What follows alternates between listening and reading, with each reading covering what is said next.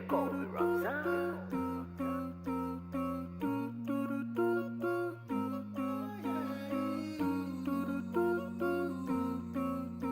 And that brings me to my next point about the Mastermind Alliance from Think and Grow Rich. I just wanted to ponder over how to find people who are working towards the same goal and how to choose the people that you want in your Mastermind Alliance. Yeah, that's a great question. I would say that, especially today, I would go online and I would try to find communities and forums and different, places where, whether it's online or even physically, where people are, actively pursuing a certain interest or certain goal. So that could be in the form of a business conference, a business mastermind, a business training, or just a business event in general. For example, there was one done for Muslim entrepreneurs several months ago here in Dallas. It's fairly recent, so that's a great opportunity. And I was able to network with people there who have businesses and who have similar goals and similar mindset that as I do. And so that is very possible in your local, your locality or in your own country, because there are several types of business and marketing conferences and other types of events that are happening all the time. Some are free, some are low cost, some are high cost, and so you just want to find what you're able to actually access financially and geographically. But then in addition to that, of course, there's online, which arguably nowadays is even easier, especially in the current situation. You can find Facebook groups, you can find people on Instagram,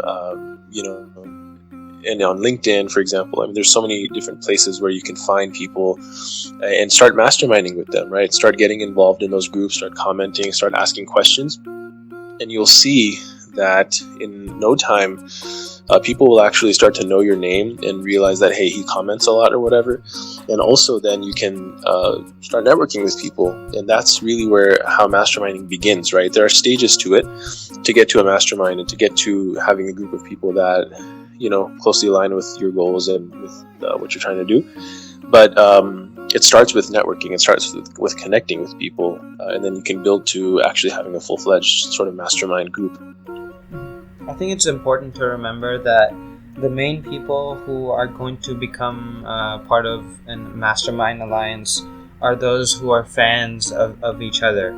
Like, if I find another YouTuber, it's not going to be someone who I don't know at all. It's going to be someone who I have seen their work, I have enjoyed their content, and then I would like to collab with them, and they have seen mine and also are interested in collabing. Yeah, absolutely. I mean, those interests, those passions, those values have to align. Generally speaking, I would say that it just really depends on, because even the word mastermind has different aspects to it. There are different types of masterminds that happen. So depending on that, you may or may not have a mastermind where, I mean, the point is that you should have one thing that unites you or that brings you together in terms of an interest, right? But that doesn't mean everything will align. But the point is that, yeah, there should be kind of that foundation or that one element that you're looking for that connects you to the other people. And then from there, that's how the mastermind begins. Mm-hmm. So what is your opinion about passive income, and do you have any tips for building passive income? There's no such thing. It's just, again, that's also a very sort of touchy and controversial topic, because this word or this phrase of passive income is thrown around like it's nothing, but the honest, in my honest opinion, there's really no such thing as passive income. Everything is active in some way. Passive income, unless you mean, let me explain it this way. When a person generally thinks of passive income, they think of making money by doing nothing, or making money while sleeping, or making money on the side with little to no effort while they're doing their own job or active income stuff, right? And I would say if that is what you think when you think of passive income, then that's a facade. But what you could do is actively work to get to a point where you have an income that is somewhat passive, right?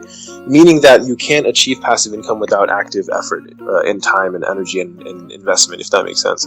So, for example, let me think of an example. So let's just say that I have an online course and I sell it for $500. I have to develop a system.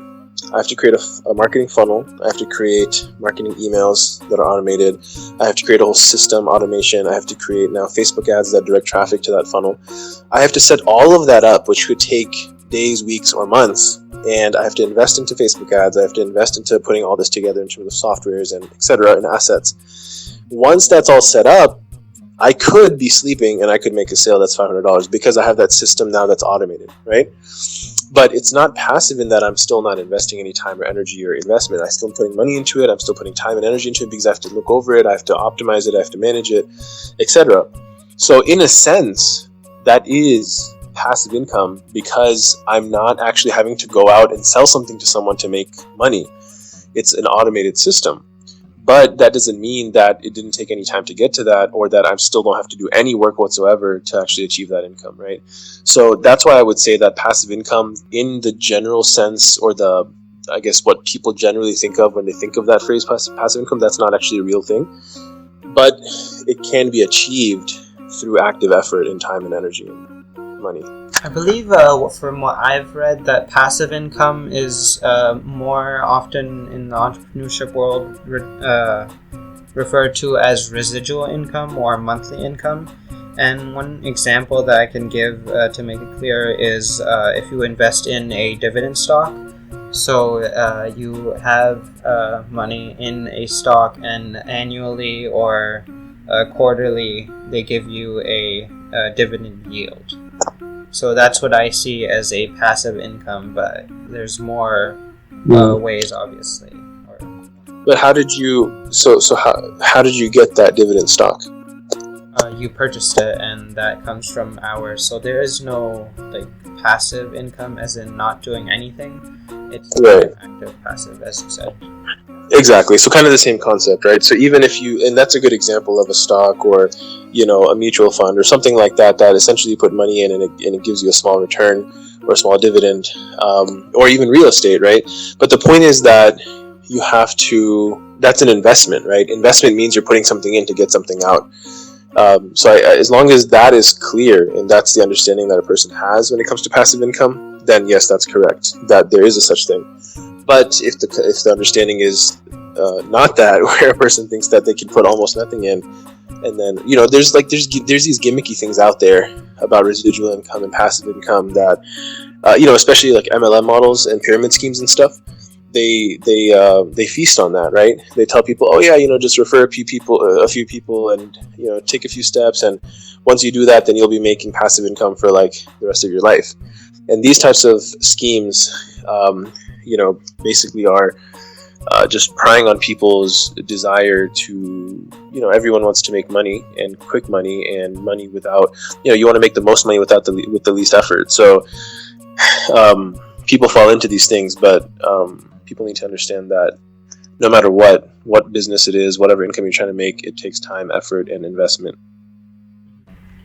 So, speaking of investments, what are some investing options that younger entrepreneurs can take advantage of? Honestly, for a young person, for a young entrepreneur, I would say the best investment is in oneself. I think that there's no better investment than in yourself, especially at a young age, because young people generally don't have money to invest. But they have a lot of time and energy to invest. And I would say that if one invests time and energy appropriately into the right things and puts their mind to it, then that will in fact enable them to start making the third type of investment, which is money. Once you start making money, then you can invest that money into different things. So I would say, and then even that money that you are investing, you could look for investment opportunities, money putting in that makes money, for you passively, for example, or on a monthly basis through your investment. But even then, one should dedicate monetary investment into oneself in the form of mentorship, trainings, masterminds, etc. So, how do you have any tips for managing time? Because most young entrepreneurs have school, and they would like to, grow a business on the side.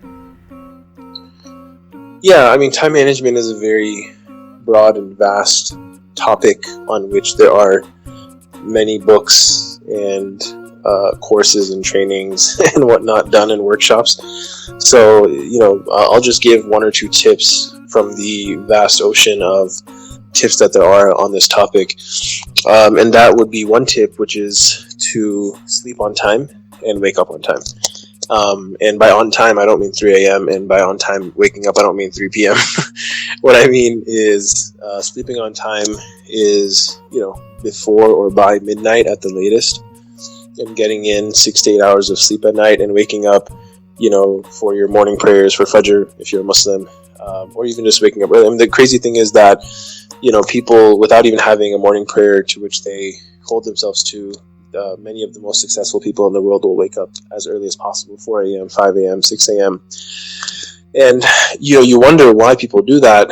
And it's because there is something very special about those early morning hours, as the Prophet Muhammad, peace and blessings be upon him, told us. He said that the early morning hours, utilize those, make the most of those, wake up early, not only to pray, but then to be productive. He said those morning hours, there's a lot of blessing in them. And anyone who has done this and experienced this can vouch for this as well. That, if you're working from, let's say, 6 a.m. to 9 a.m. Or 7 a.m. to, 9 a.m. or 10 a.m., those early morning hours, it almost feels like you get double the work done and you're so much more productive than if you were to sleep late, wake up late, and start working at 10 or 11 or even worse. So not only that, but then, once you get later into the night, you're more drained, you're not as productive, your mind is tired, your body is tired, so the late night is not, for most people, again, there are exceptions, but I would say this is, for most people, the norm is that, by the nighttime, you're just too exhausted. Even if you think you can be productive, most likely you're not going to be as productive as you want.